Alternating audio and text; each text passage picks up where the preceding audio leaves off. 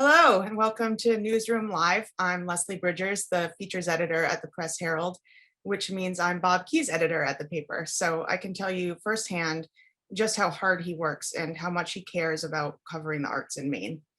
Usually that's in beautifully written profiles or previews of shows and exhibits, but Bob never shies away from opportunities to dig deeper and ask tough questions. And that's especially been true over the last few years as he stayed on top of the complicated story that's followed the death of Robert Indiana. But there are always more notes and conversations that didn't make it into the daily paper. And so I'm glad he's been able to put all that knowledge and context to use into his first book, which you can find a link to purchase in the chat.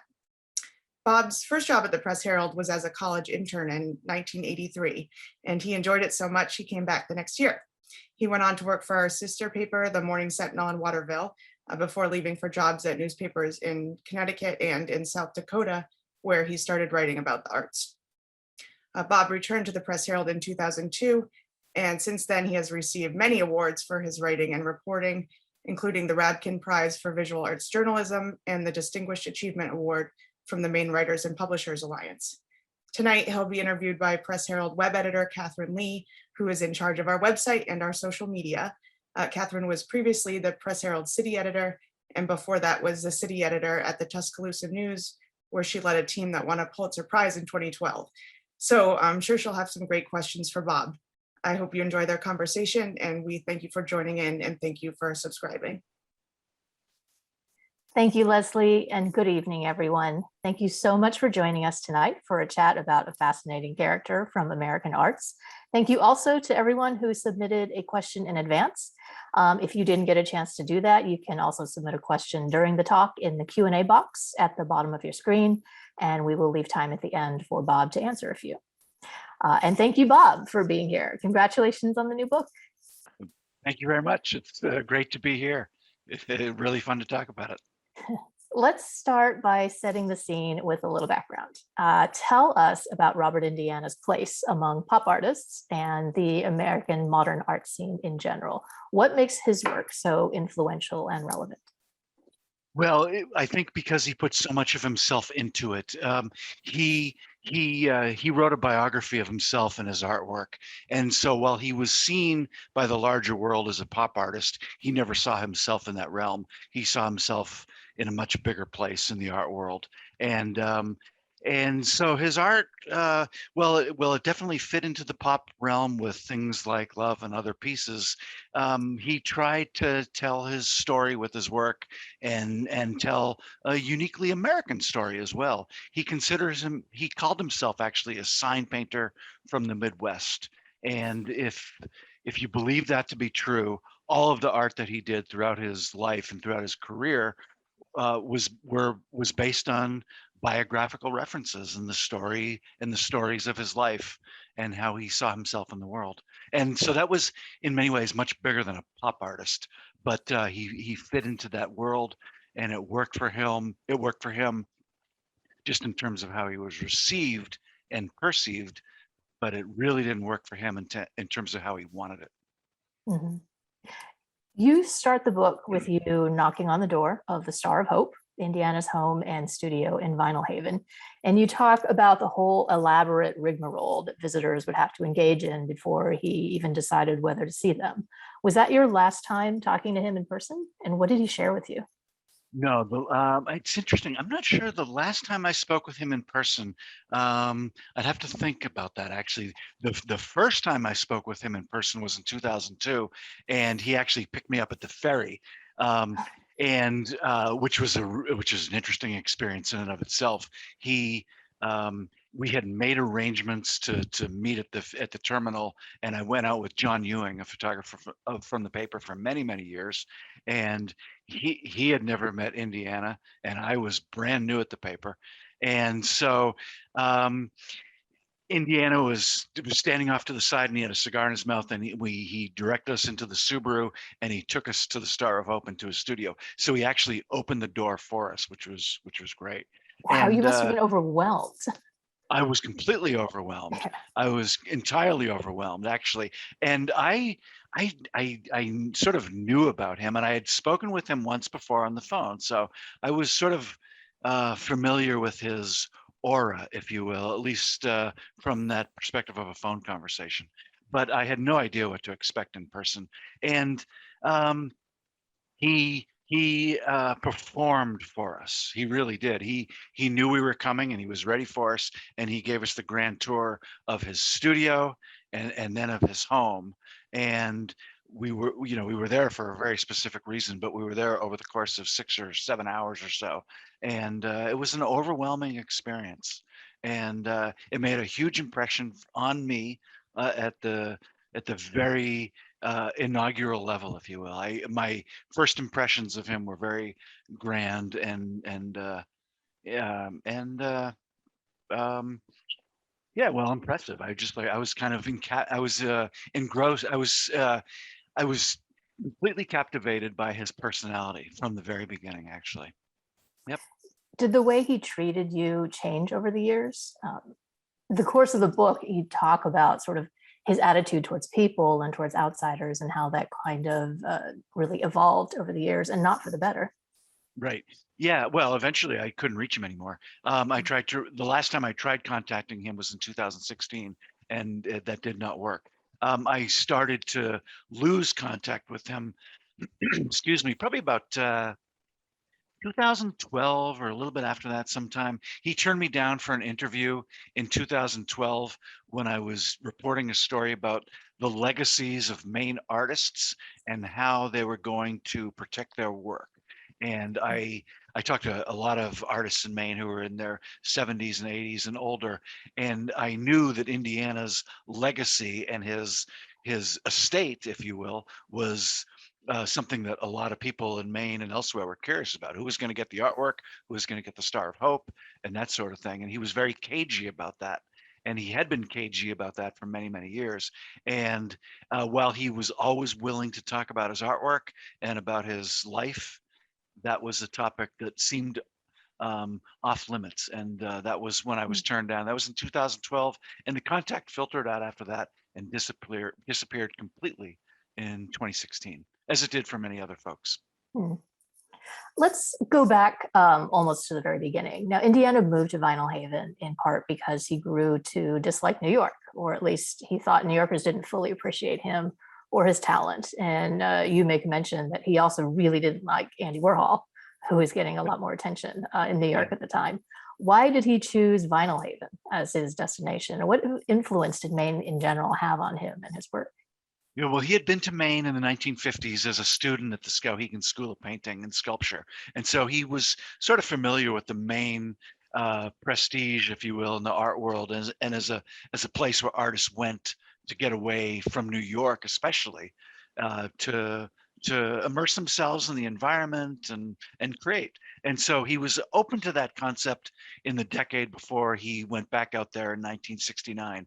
And then from then on until he moved out there in 1978, he sort of discovered Vinyl Haven slowly through a friendship with the photographer. And at some point, the photographer purchased the Star of Hope and rented Indiana the upper floors as his summer and fall studio. And then eventually Indiana was able to purchase Star of Hope in 1978. And he went out there just to get away from things and to not to isolate himself, but just to remove himself from New York, because, as you said, he was very frustrated with the New York art world. Contemporaries like Andy Warhol and others were receiving much more attention than he was, and he felt that he had been neglected, if you will, and he wanted to remove himself from that environment. So Vinyl Haven was sort of happenstance. It was convenience as much as it was anything. But as time went on, he realized that he was called to Vinyl Haven in a greater way. When he believed that things happened in his life for very specific reasons. And when he lived in New York, he lived in the shadows of the Brooklyn Bridge, which was built with granite from Vinyl Haven. And when he started to spend time out there and realized that the bridge the Brooklyn Bridge was central in his life in other ways, he began to realize that Vinyl Haven had some sort of spiritual connection with him. And eventually he realized that Marsden Hartley, an artist he related to, also had spent time in Vinyl Haven. And he felt that he belonged out there in a sort of calling way. He had no home. He grew up in many different places in Indiana, 21 homes in his first 17 years of his life. He had no roots and no sense of belonging. And in New York, he lost every studio that he ever was able to create for himself because of circumstances of being in New York. And Vinyl Haven offered him the chance to put down roots for the first time ever. And he embraced that. And and did it for 40 years. And he started in 1978, and he built on that throughout his time out there.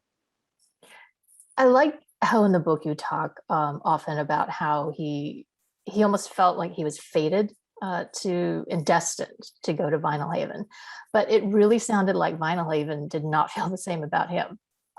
Was he ever really, a part of that community, or was he always kind of an outsider? And I mean, he had some legal troubles while he was up there that I'm sure complicated his relationship with the island residents.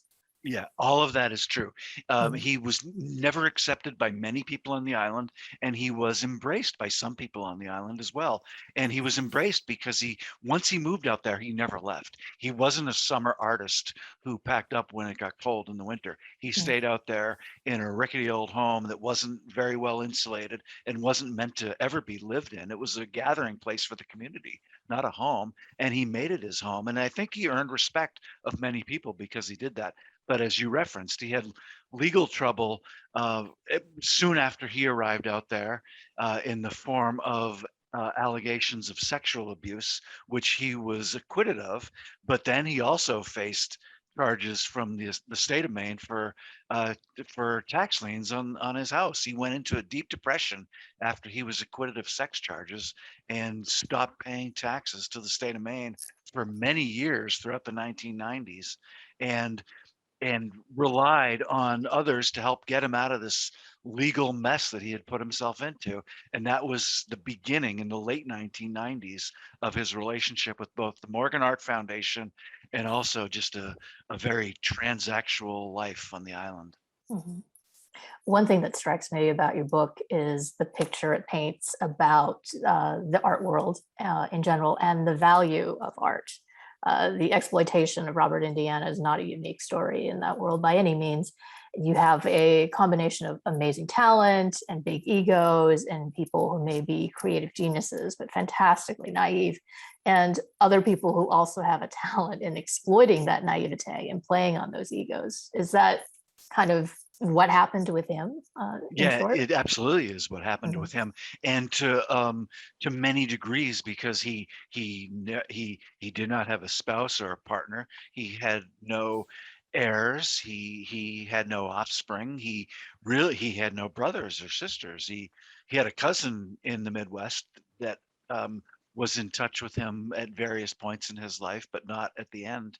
And so he truly was alone in the world. He had many partners in well he had many people in his life with whom he was close, but he never had a partner throughout a long period of time in his life, and that became especially true on the island. And it is an isolating place by the nature of what it is. Vinyl Haven, any island in Maine, is an isolating place. And as somebody who was unable who had problem with trust, and who had a hard time connecting with folks on an intimate level over a period of time, his choice to live on an island became very self-destructive, and that Mhm. became exponential over time. Why do you think he never did have a partner in all those years? Was it just born out of his larger mistrust of everybody? I think that's probably true. Yes, I Mm. think ultimately it came down to that. When he did get close to people, certain things happened, sometimes especially related to his artwork, that created a level of distrust or uncertainty that he couldn't overcome. And um, and I think it just became easier for him to have uh, transactional relationships with people that involved surface level relationships, and that became easier for him to process, I think. The art world, speaking as an outsider and someone who's not involved, it's kind of a really strange industry where the value of the work is sort of set arbitrarily, and it's kind of slippery, and who actually creates a work is not easily definable. And I think you find that in Indiana's work. It seems like this sort of scenario is both unique to the art world, but very common within that world. Am I reading that right? That's exactly right. That's precisely right. Yes, and it's unique. Well, it's been true in the art world throughout time, and we are realizing that as we are able to do more accurate research into the origins of artwork and who might have created it, not just in the last recent periods of decades, but hundreds of years. Yes, so you're absolutely right. Yeah, the book really gets into kind of the tangled, like who actually made this piece of art? Did Right. he just design it? Did somebody else create it? And who actually owns it? And I thought that was really very insightful for somebody who isn't familiar with how that works. Yeah. So Good. now Indiana's most famous piece is the love sculpture. It's the Yes. most recognizable, certainly the most reproduced, both officially and illegally. Talk about why that sculpture and that image captured people's imagination so much. Well, I think a lot of it had to do with time and place. He designed it as a Christmas card, and in 1964, and then again in 1965, and it circulated privately among the recipients of this Christmas card. And then eventually, he had a gallery show in New York in 1966. And when he created love for the gallery show, he created it in multiples as paintings, and if I recall correctly, as one maybe small sculpture. And most important, it was used on the poster to promote the art show without any sense of trademark or copyright. And there had been some discussion among Indiana and the gallery owners and operators and others about whether they should put the trademark symbol on the poster to signify love as a trademark work of art. And ultimately, Indiana rejected that because he did not want to commercialize his art in any way. And he thought by putting that symbol on there would trivialize it. And the poster went out, and from that point on, ultimately, it became a work of art in the public domain, and he lost control of it. And that became his blessing and his curse throughout his life, actually. And he really never made much money on it. It was turned into a postage stamp in the 1970s, and he got $1,000 for it. He became famous for it, but his artwork, love, was always more famous than he was, always. And that was always something he resented. So he really resented, in many ways, his best known piece of art, which is tragic from the beginning. And so not his earliest work, but the earliest work that made him famous was cursed with exactly what you discussed a few minutes ago. It wasn't an original painting or anything. It was a Christmas card that went out to a lot of people right away, and then it was a poster, and ultimately it was a few paintings, and then it became a big sculpture, but there's no original love. I love that work really sort of becomes the motif of his life. He sort of gives it away, in the nature of the sentiment, but he makes no money off of it. And there's a deep irony in the fact that it's love, and yet he found so little of it, and that people that he surrounded himself with, that he thought that he could, trust and love, turned out not to be so. It's a very ironic story, just surrounding that one piece. Yeah, it really is, and it's tragic in Shakespearean proportions too. I think.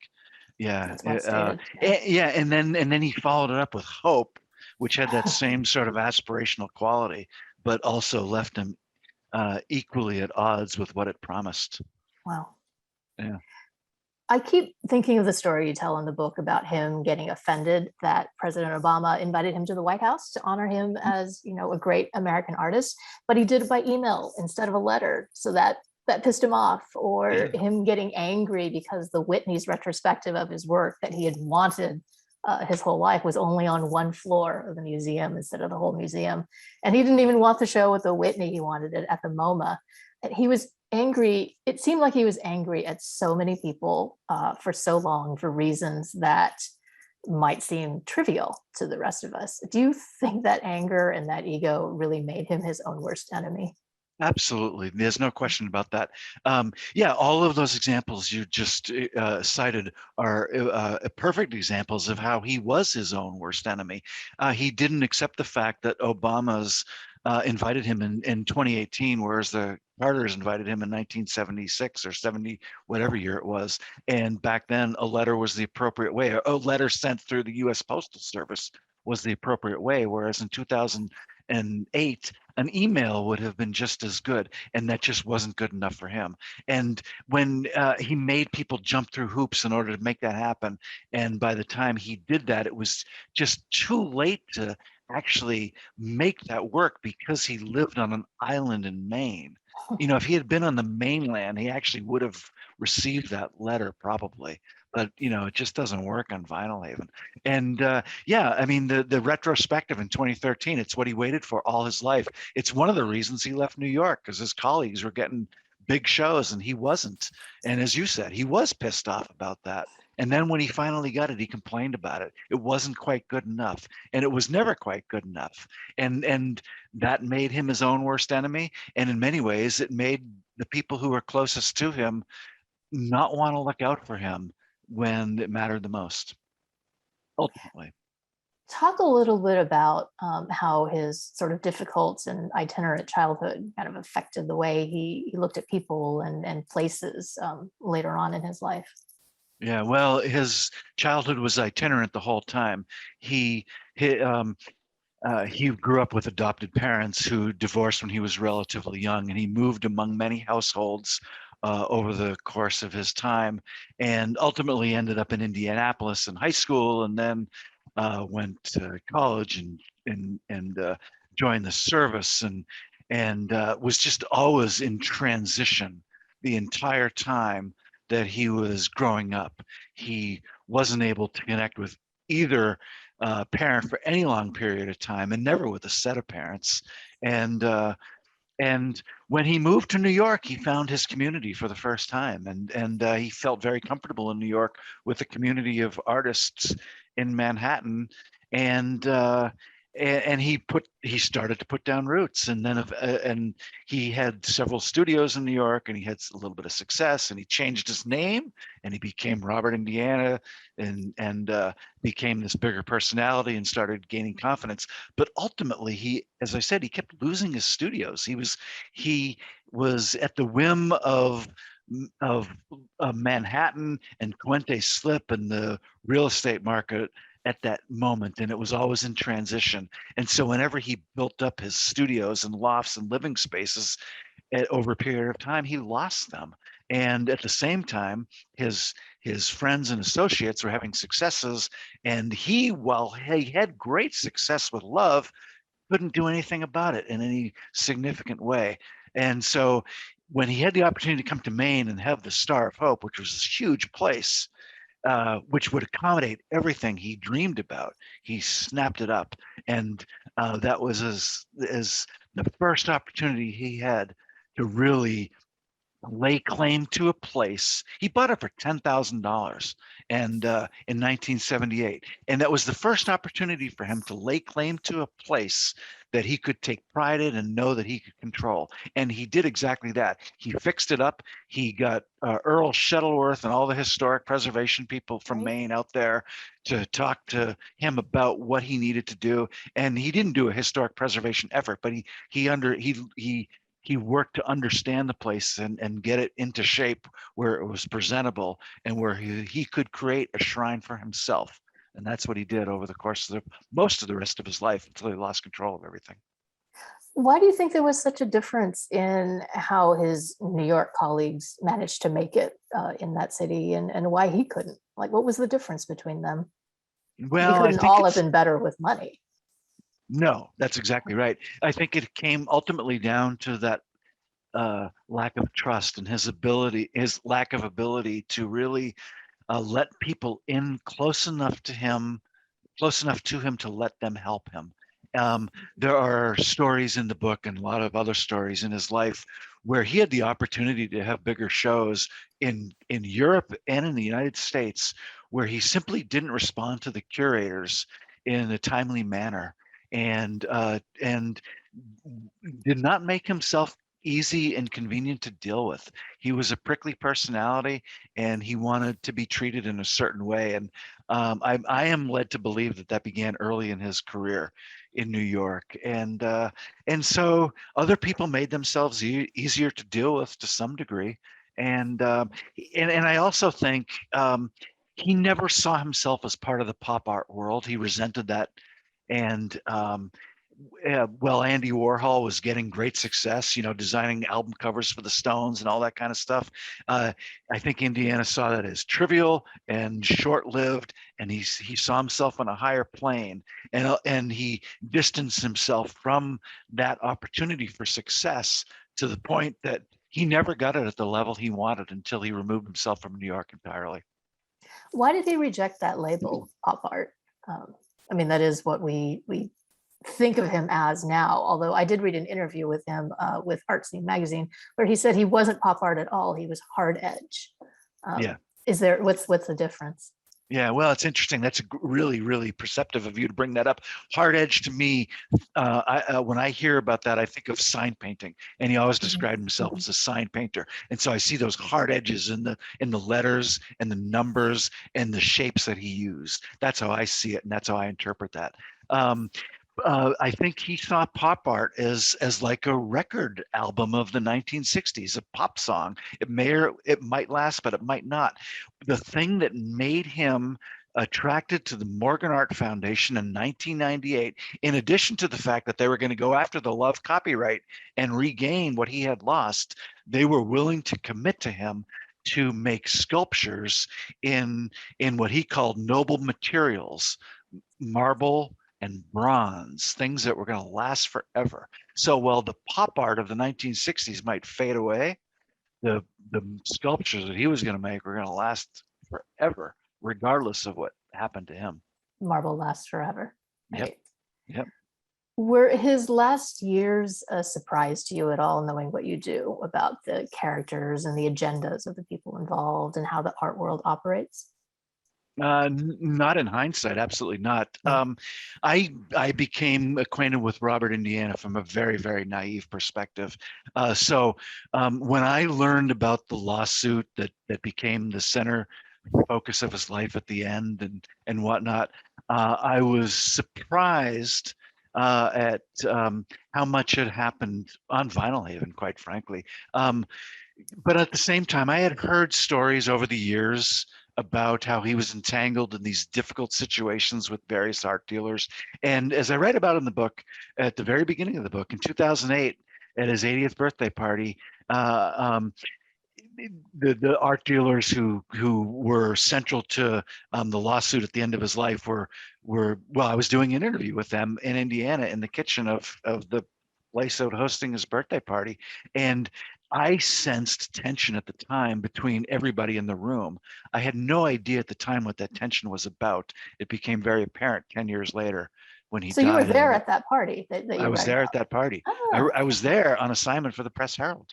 I was doing a story about Robert Indiana's 80th birthday. And, it's one of those things. Everybody was there. All the curators in Maine, Right. The museum directors were there. Simon Solomacaro flew in from, I forget where he was in Europe, I think somewhere in France. And Michael Mackenzie came up from New York. And it was a big deal. So I went out there to write about that. And I interviewed Indiana, Mackenzie, and Solomacaro together in the kitchen before the party began.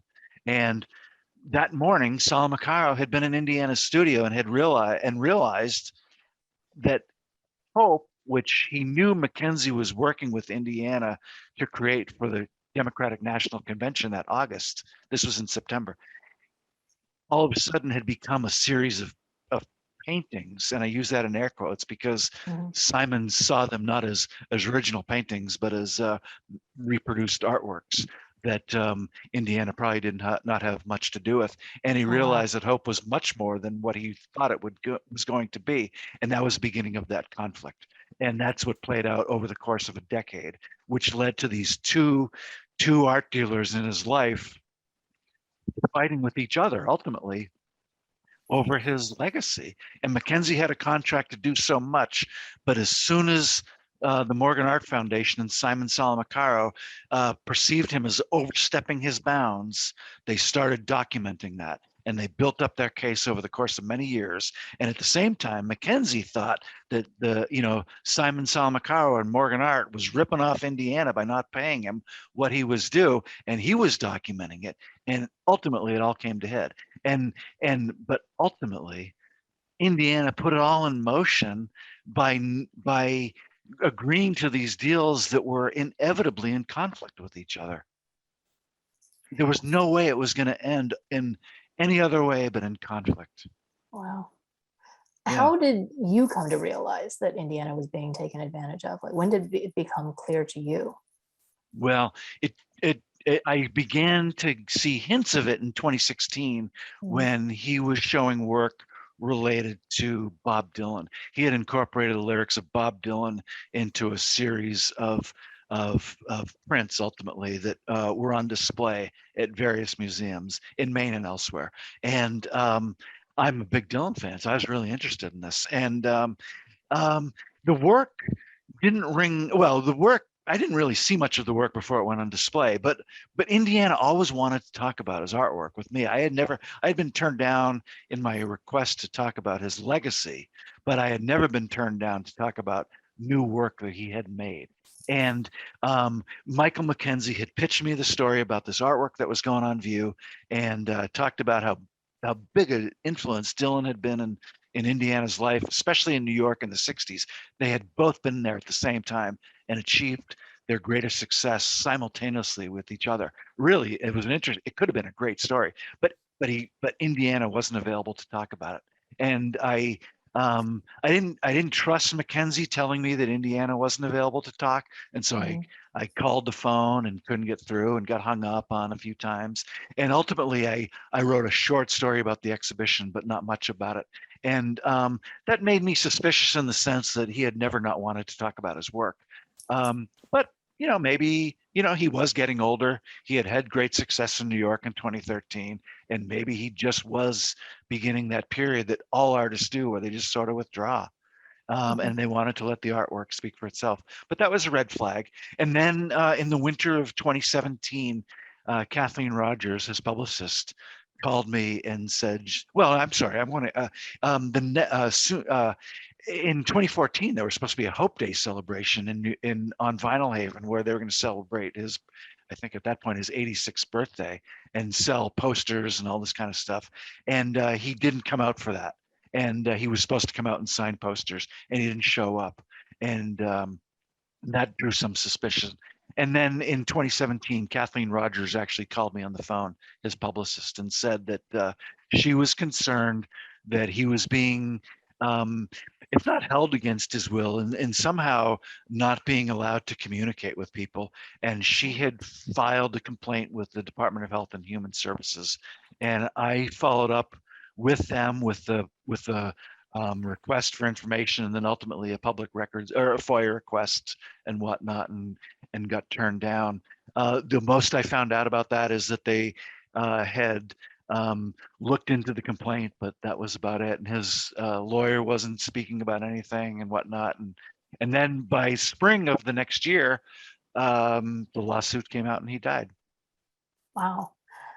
Now you speculate a little in the book. You mentioned a couple of times the discrepancies in the date of his death. Yes. And the fact that he had specific drugs in his system, which would have been unusual because he was Christian Scientist and he wouldn't have taken them. Talk a little bit about what you think might have happened. Yeah, well, that's a really interesting question. So, well, when we learned about Indiana's death on May 21st, which was a Monday, we were told he died on Saturday, May 19th, and that was taken as a given for quite a while. It still is taken as a given if you look at any record, and including any public record. Right away, a lawyer, the attorney for the Morgan Art Foundation, Luke Nickus, raised a red flag and said he was suspicious about the death. He didn't believe, he ultimately told me in the book, he didn't believe in coincidence. It was either foul play or coincidence. He didn't believe in coincidence, and he requested the FBI to start investigating the possible murder of Robert Indiana and also the fabrication of fraudulent artworks. That was a red flag right away. And so we were watching the autopsy from the beginning, and ultimately that autopsy came out 2 or 3 months after his death, somewhere in the early part of the summer, and it was inconclusive, and it was inconclusive in both cause and manner of death, although it was highly likely he died of a heart condition that he had with him for quite a while. He was in very poor health and had been for a long time. When he had the Whitney exhibition in 2013, friends who had not seen him in a long time were surprised at how much his health had declined. And when he died, he weighed 109 pounds. So he was in poor shape and had been in poor shape for a long time. But as you noted, he went through an end of life regimen in terms of morphine and various other drugs, and that showed up in the autopsy ultimately. And it was inconclusive because the drugs that he was administered were perfectly in line with what somebody at his age would have been administered, other than the fact that he was a Christian Science and didn't believe in that sort of thing. He had always turned down traditional medicine, or almost always. There are a few instances when he didn't, but he definitely refused to move to a healthcare facility on the island or otherwise. He was very reluctant to let people into his home. He did so only at the end of his life, and I have no doubt that that's true. That would be perfectly in line with the nature of his personality. And so that he would be given this end of life regimen of drugs would not necessarily be out of character for someone at that stage. And the nurse that I interviewed, Jen Desmond, I found her to be entirely credible with things that she said in terms of his care and the level of care that he received relative to people on the island. And while she said his house was not necessarily in great shape, there are a lot of houses on Vinyl Haven that aren't in great shape. You know, they haven't been weatherproofed or insulated, and they do have issues with pigeons and other things. And so, you know, there's a lot of dispute about, you know, he died with $5 million in his bank account, though, and he didn't need to live in those and die in those conditions. And so, you know, the date of death is a discrepancy because a lot of people, well, several people close to him believe that he died on May 18th. There was an email that circulated on the 21st that signaled his death that said he died on Friday. And his death was never investigated. His body was taken off the island very soon after he died and was prepared for cremation. And the cremation only stopped when Luke Nickus, the lawyer from Morgan Art, asked the FBI to intervene. And that's when they ordered the autopsy. And that was sometime on Monday afternoon. The autopsy was done on Tuesday.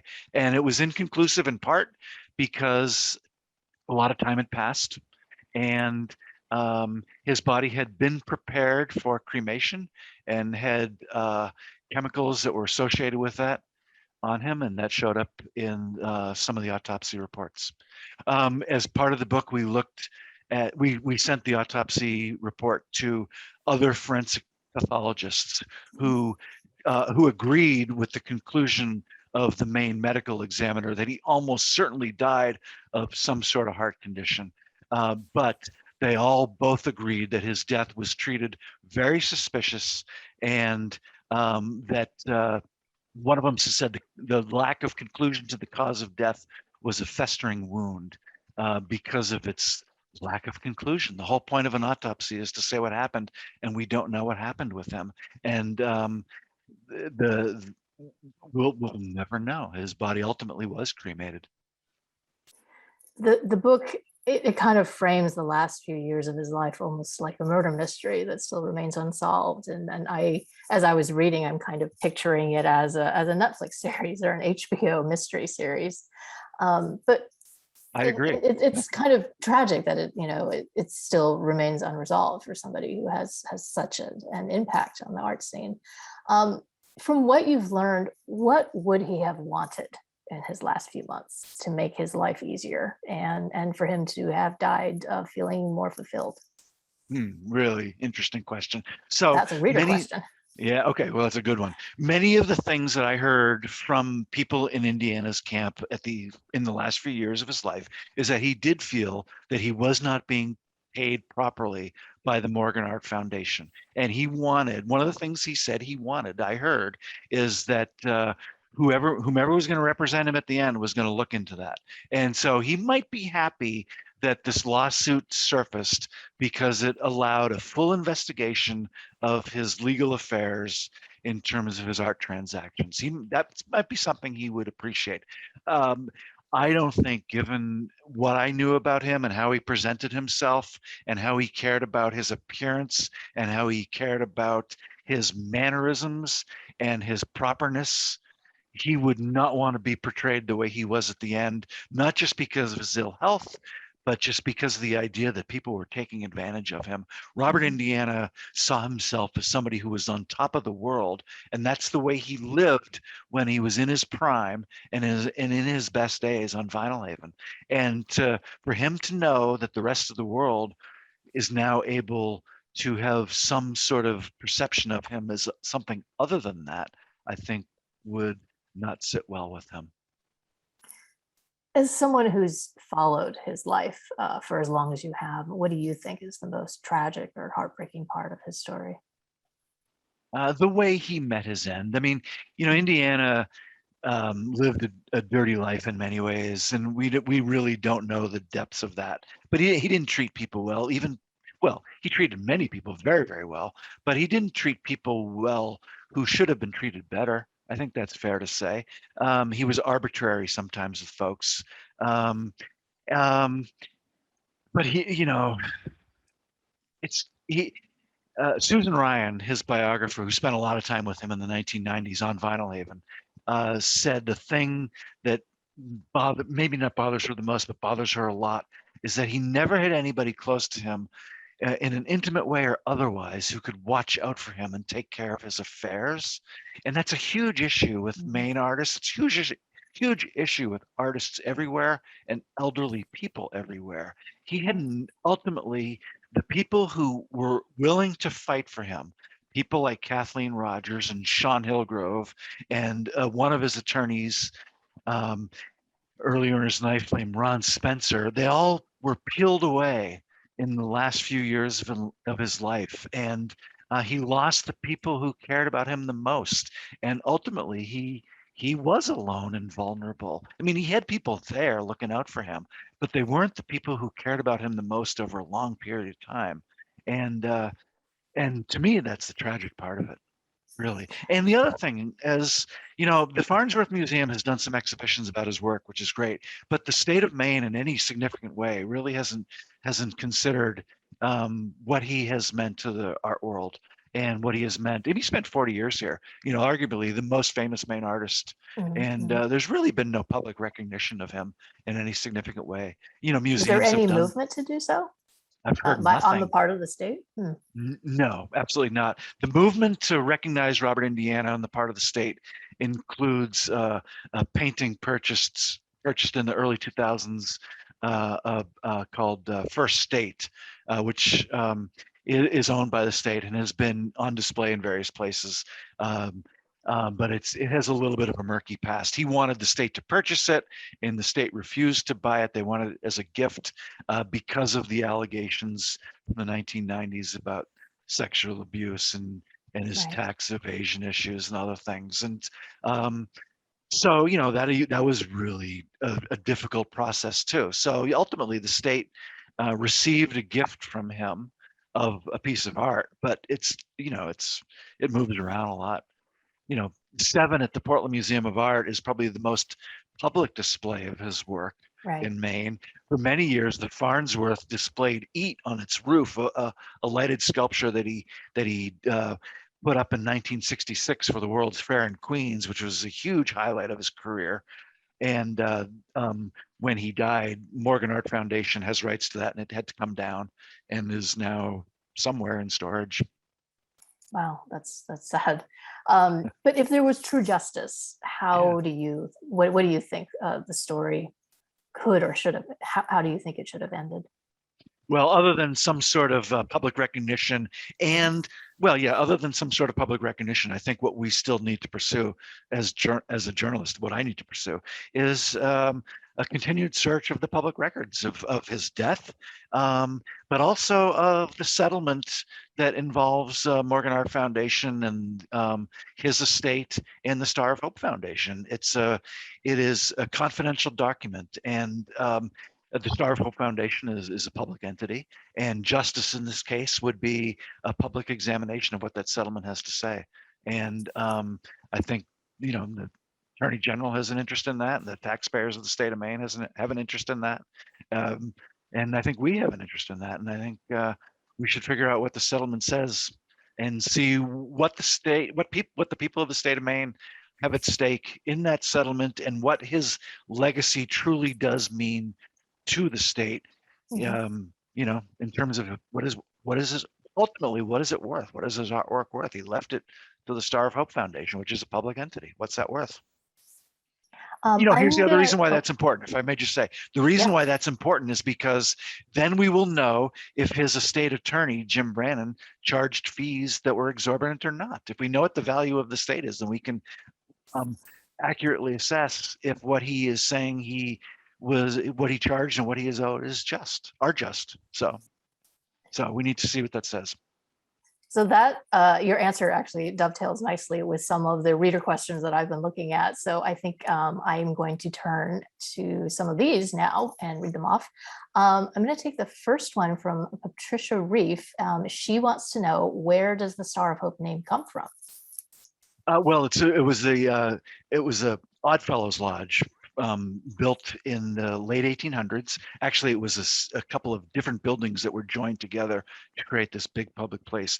And the Oddfellows incorporated the star into their motif, and they named the building. And what's really interesting, and again, so many coincidences in Robert Indiana's life come together. He had begun using the star as a motif in his artwork long before he ended up on Vinyl Haven. In fact, Love, before it was Love, was known as Four Star Love, and the original painting, the pre-Love painting of that, is in the collection of the Portland Museum of Art. And so Indiana had used Love in his artwork, and the Star of Hope was named the Star of Hope, and it's in its days long before Indiana had anything to do with it.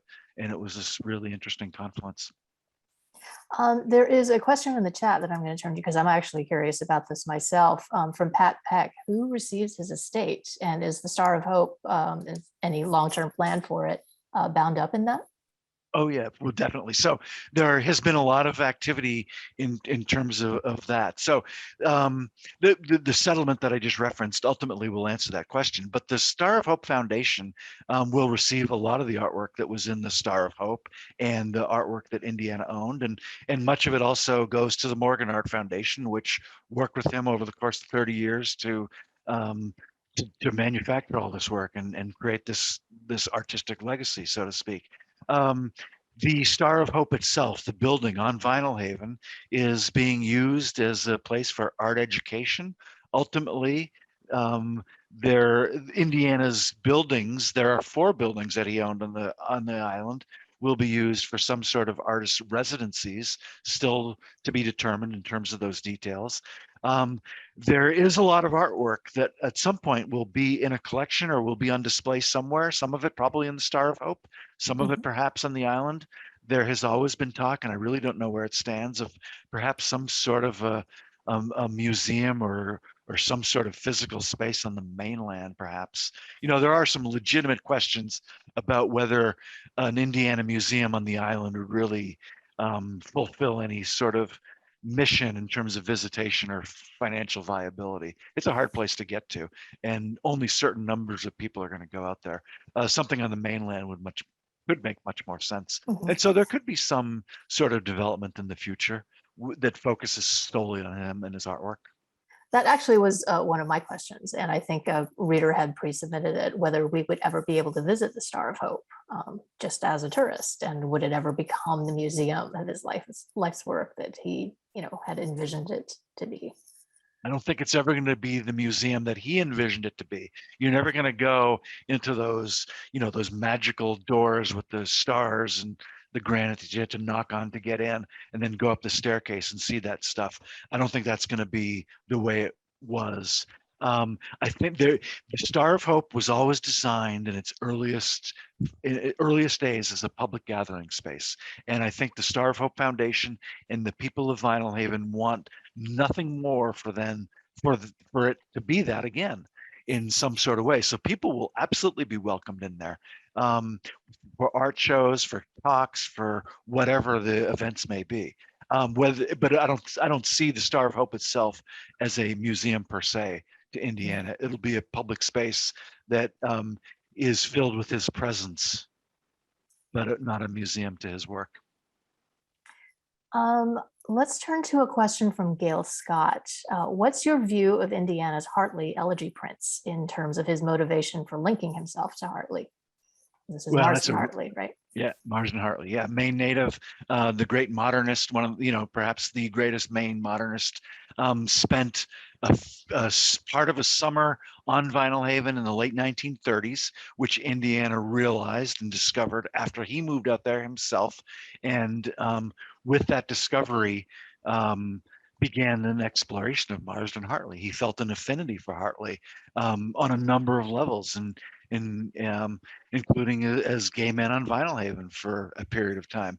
And he made a series of 18 paintings and 10 prints based on one single painting that Marston Hartley did about a German officer. And Hartley and Indiana just delved into this painting as intensely as anybody ever could, combining Hartley's investigation of this German officer who was rumored to be his lover, and Hartley's connection to Vinyl Haven. And as I said, he made 18 paintings based on this one single Hartley painting, and then 10 prints. And right now, those 10 prints actually are on view at the Farnsworth Museum in Rockland. So you can, and they're huge. I forget their dimensions. I want to say 8 by 10 or whatever, but they're huge prints, and they're colorful, and they're detailed, and they're intricate, and they represent Indiana's best work on Vinyl Haven without question, I think. And he did some really good work out on Vinyl Haven, but this series of paintings was actually, it's a great question, because this series of paintings and prints completely immersed him into that whole Vinyl Haven life and culture. When he realized that Hartley had been out there and spent some time out there, it gave him the opportunity to really just go deep in that Vinyl Haven culture, and it allowed him to feel like he belonged out there in a legitimate, meaningful way. And again, it helped him complete these circles in his life that made it make sense for him. So important to him. Did he identify with Hartley? In the art scene interview I read, he called Hartley kind of a tragic figure. That's how he saw him. And I'm wondering if he identified with that sense of tragedy. Well, in hindsight, with the way his death played out, he probably would. Yeah, absolutely.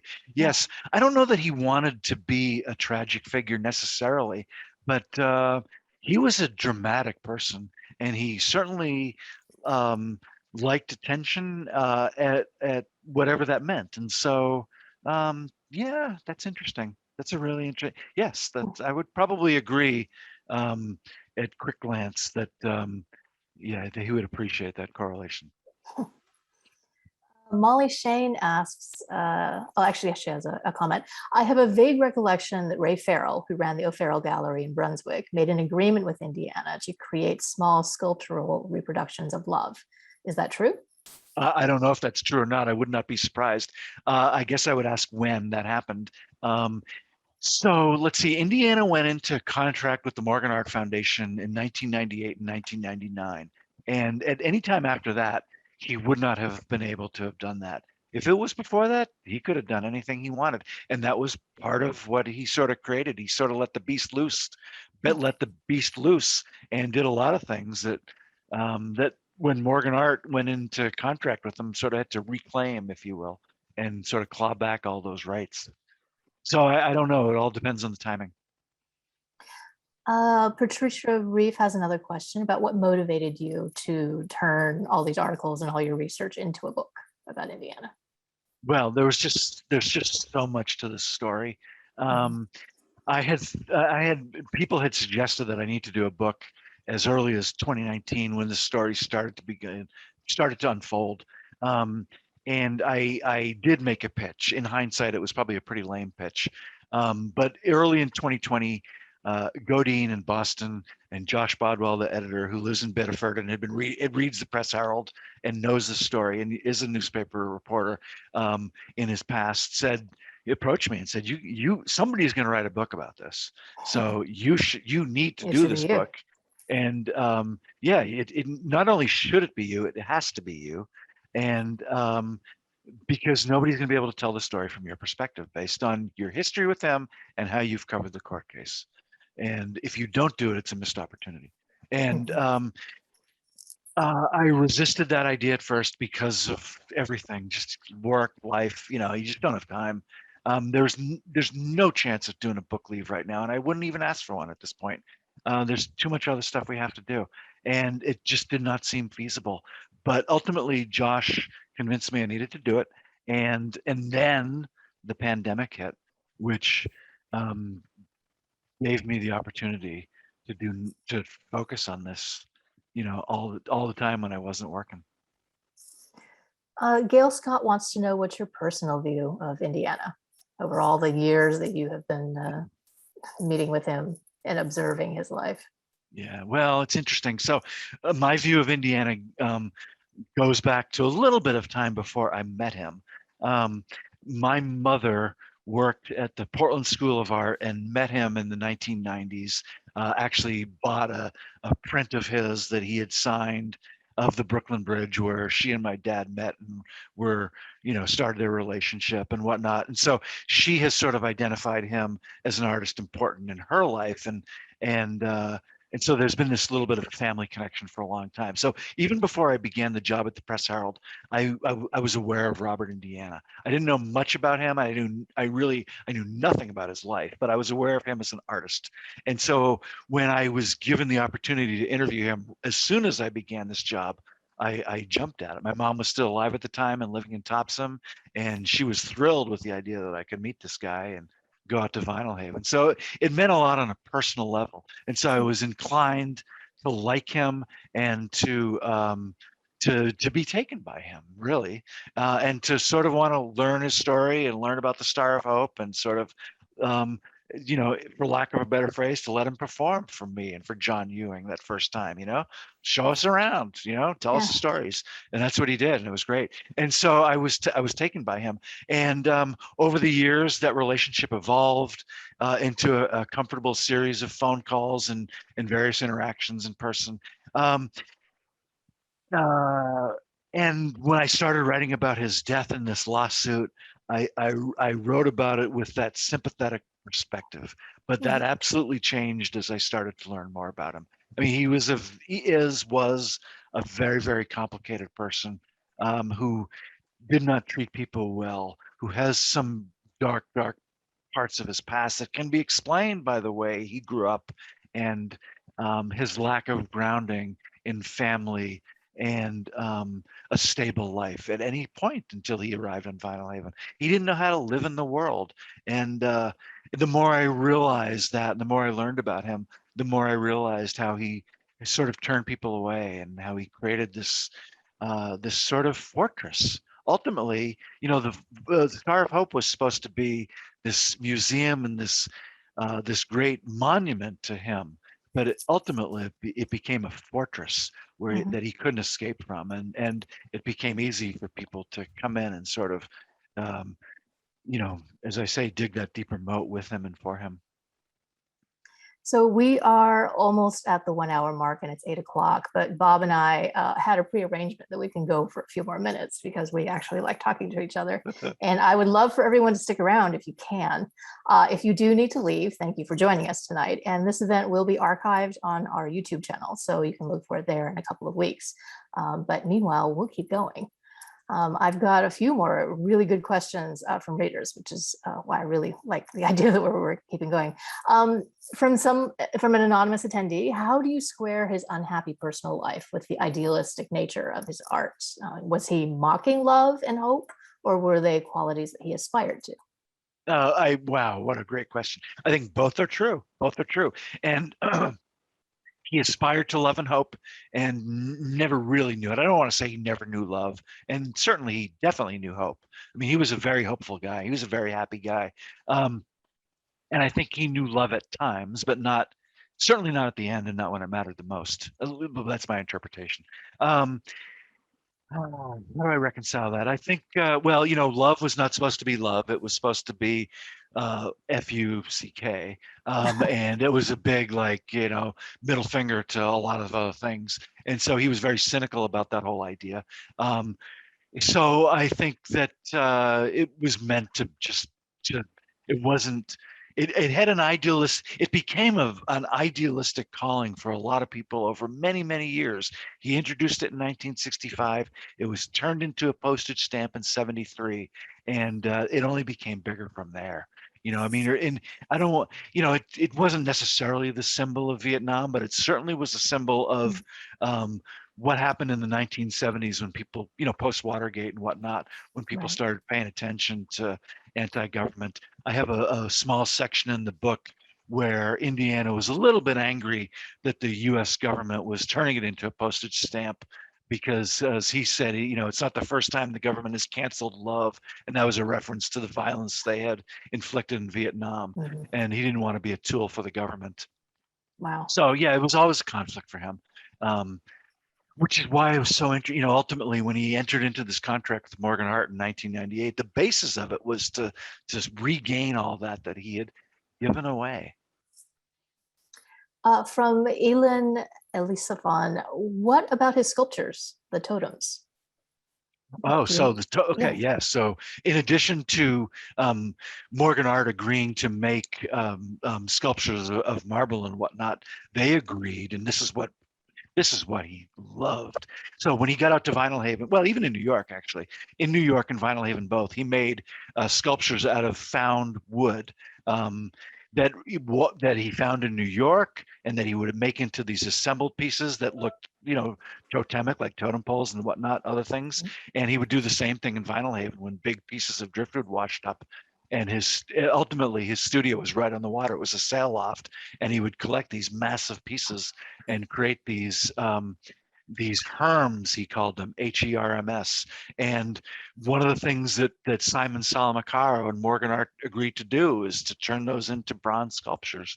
And that absolutely thrilled him to no end. The idea of doing that, again, it created something that would outlast him no matter what. And he thought that was great. Kenneth Spirer asks, he's interested in how Indiana's early family life impacted the artist that he became. Yeah, well, that's interesting. So his early family life was fractured, and he expressed his affinity for he expressed his relationships with his parents in his work, his early work, and he expressed his family life and his relationships with people in general throughout his life and career. Love includes the colors that of the Phillips 66 logo. His father worked for Phillips 66, and he did not have necessarily a great relationship with his father, but love was a tribute in some ways to his father. And Eat, which we talked about as the piece he made for the World's Fair in 1966, represented the last word he says that his mother said to him when he arrived, from his military assignment on her deathbed. I forget what year it was, but when he got there, she was fading fast, and she said, "Did you get enough to eat?" And soon after that, she passed away, or so he Wow. says. I mean, that's a story that's been It's a part of good his story. legacy. Yeah, and it may be true. It probably is true, but it certainly is a story that he told thousands and thousands of times, and Mhm. turned it into this piece of art that he recreated, not just as this lighted sign that was displayed at the World's Fair, but that he recreated in many, many ways. And that's why a lot of the work that he created was kind of like a pop song. He created it and it just sort of went out in the world and had its own sort of life, and kept reproducing itself. And but those were really personal works. I mean, they were short little snippets, you know, and easy to digest, but they meant a lot to him, and they were hidden. And you need to, he told those stories, but you really needed to know those stories too. But all of Right. his work was like that. Well, most of his work was like that. So Judith Sobel asks, what is your advice for artists nearing the end of their lives or careers who haven't received the attention they think they deserve and want their work to have a legacy?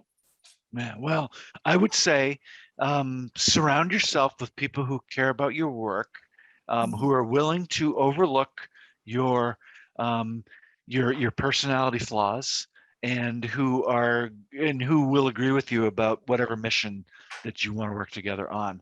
Um, I'm going to just use as an example a story that I wrote in Monday's paper about this artist from New York named Michael Mulhern, who had no connections to Maine whatsoever, other than the fact that he spent his last couple of years in Falmouth. He had family members who lived in Maine, and he came here to be close to the family members to live out his final years. And he was a 40-year artist in New York, and created an amazing body of work. Like Robert Indiana, he experienced 9/11 in person, and his work from that point on was impacted by what happened at 9/11. And some of that work ended up in storage in Brunswick. And ultimately, the storage fees weren't paid, and the work was sold at auction.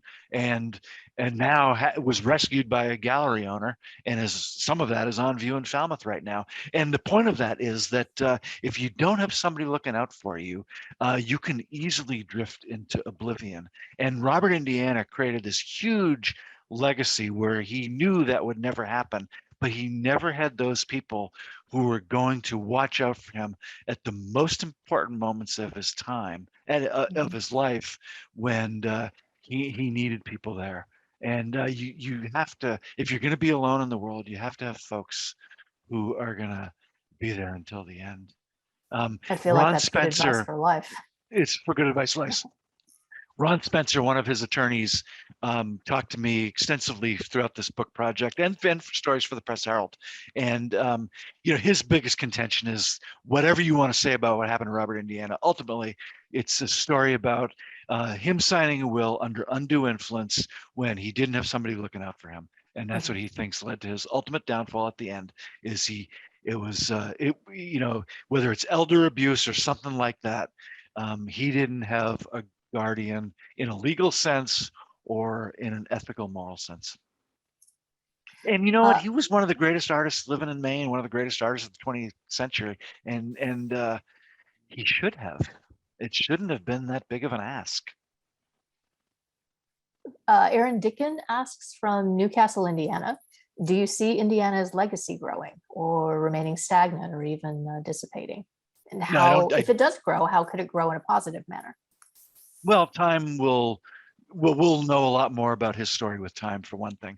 I don't see it dissipating at all. I think we're learning a lot more about his artwork. First of all, his house was full of work, and the Morgan Art Foundation owns a lot of work, and there's an opportunity to see, interpret, and circulate a lot of work still. So in terms of the legacy question, that's a big one, because it involves lots of years. It's not measured in years; it's measured in decades and centuries.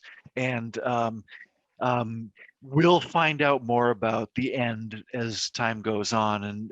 But I think the artwork, we'll find out. We might find out more about how he lived his life and how he treated people in many different ways. But ultimately, we will be able to interpret the artwork somewhat on its own, mostly on its own, with time. And I think that his legacy is hurt by the way he died and the questions about the authenticity of some of that work. Mhm. But with time, people will be able to, I think, fairly easily weed out the authentic work from the inauthentic work. Ellen Murphy asks, was there anything that you were reluctant to include in the book, but you ultimately did? And what made you change your mind? That's a really interesting question. No, there were some things that I was not comfortable pursuing because I just didn't know much about it. It was getting into the point of innuendo. There are a couple of unnamed sources in the book that I would never do in the paper that I was comfortable doing with the book because of the number of people I spoke with about it. Mhm. There were some stories that I heard that I debated, that I talked with the book editor about whether we should include, that ultimately we didn't, but those don't involve regrets. Um, um, the one thing I'll say that might be a regret is as we learn more, I will want to update this. There are some people who have not talked yet, and at some point everybody talks, Mhm. and so I'm not worried about anything that's in the book, but I might learn more. There may be things I don't know, and so that's always in the back of my mind. Let's Yeah, hope that when they do talk, they talk to you. yeah. I hope they do. I think they will. Do you know any specifics about the educational programs that are planned at the Star of Hope? I can't say that I know specifically in terms of exhibitions they have planned or the specifics of programming. I do know they want to involve a lot of levels of people in terms of kids and adults.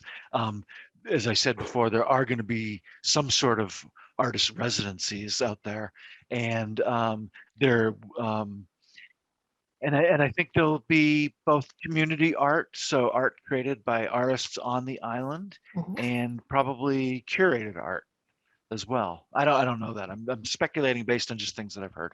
Um, but I'll do more reporting on that. A teacher asks, it's easy to use love and hope in an instructional way, but Indiana's life was so dark, it's tricky to use. So do you have any suggestions for how teachers can incorporate his artwork into their lessons in a way that kind of gives a full picture of his life? Yeah, well, that's great. So the inherent nature of love and hope is that they are reduced to simple meanings that mean many different things to different people potentially. So my advice would be just to go a little bit deeper and look at other either paintings, prints, or sculptures that he made in Maine or New York. I mean, that means something. And I'll just give one quick example. In 1983, he was asked to do something about the Brooklyn Bridge for the 100th anniversary of the bridge, Mhm. and he had been on Vinyl Haven for 5 years at that time, and he decided to do something that honored both the bridge and Vinyl Haven's role in providing granite to build the bridge, and he made a print that became very significant to him.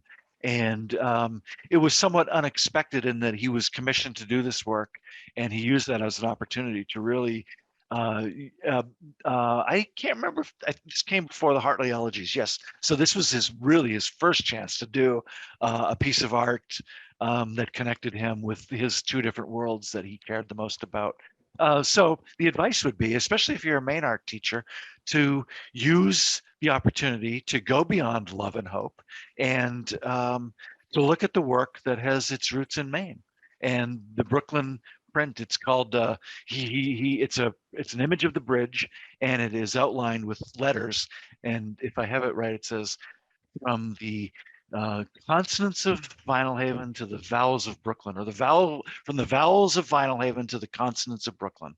Meaning, he was connecting both of his worlds with all the letters of the alphabet and in all meaningful ways.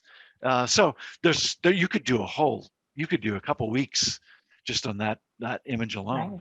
about Wow. granite, about contemporary art, about the role of New York artists coming to Maine, and vice versa. and scout. I mean, you could do a whole semester on that. Gail Scott asks, do you think his legacy will be affected by the emerging information that's coming out about his sexual activity with youth on the island? Yeah, You well, do we're address going to have that in to. the book. Yeah, we address that in the book to some degree. So he was charged with sexual abuse of minors of a minor in 1992, and acquitted at trial in 1993. And he was acquitted, but he was considered guilty by many people on the island, and that affected all of his time on the island without question, despite the fact that he had acquittal on his record. Whether he was guilty or not did not matter to many people out there, and that led to his seclusion. And after he died, there was a resurfacing of those allegations. Um, because of the legal case. It got very complicated, but those allegations were raised again, and the legitimate questions are in play about the trial in 1992, and whether all the charges were aired as they should have been.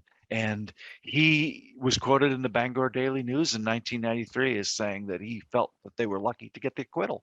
It went to a jury trial, and the jury had to go to deliberations overnight and reconvene the next day. And so there was a lot of doubt about whether he would be found guilty or not. Wow. And I do think he went back to the island feeling very lucky that he was acquitted. But again, for many people out there, it didn't matter. But here's the thing, and this is what I learned much more about as time went on. In the art world, he was always innocent, not just acquitted, but innocent. And the bringing up of those allegations was met with a lot of resistance. And now those allegations are becoming something that people are much more willing to consider. And it's because of just the world that we live in right now. Right. And a legal acquittal means one thing, but it's open to the public judgment. And the question about how we will evaluate that is a question we wrestle with so many artists and songwriters and so many other folks right now. There are people alive. This is what I meant a few minutes ago. There are people alive who can shed more light on this situation. And, part of what I want to do as a journalist is continue to try to talk to these folks and see what we can learn, and, continue to learn more. Yeah, let's hope in time we get a fuller picture. Yeah. That would be good. I think we're at 8:17. I think we're going to have to end it here. All right. And I want to thank you all for joining us tonight, and especially Bob for taking the time to talk to us about his book. I recommend it, and I hope you all enjoy it as much as I did. Please join us tomorrow for our next virtual event. It's the latest in our Like a Boss series, and our publisher, Lisa DeSisto, will be chatting with former Harlem Globetrotter DeJuan Eubanks, president of the Maine Celtics. That's going to be at 1 p.m. tomorrow. The registration information is in the chat, or you can go to pressherald.com to sign up. It is free, and I'm sure that DeJuan will have lots to say about the Maine Celtics' new head coach. Once again, thank you for joining us here tonight. Thank you for your support of the Portland Press Herald, our public events, and our journalistic mission. Have a very good night.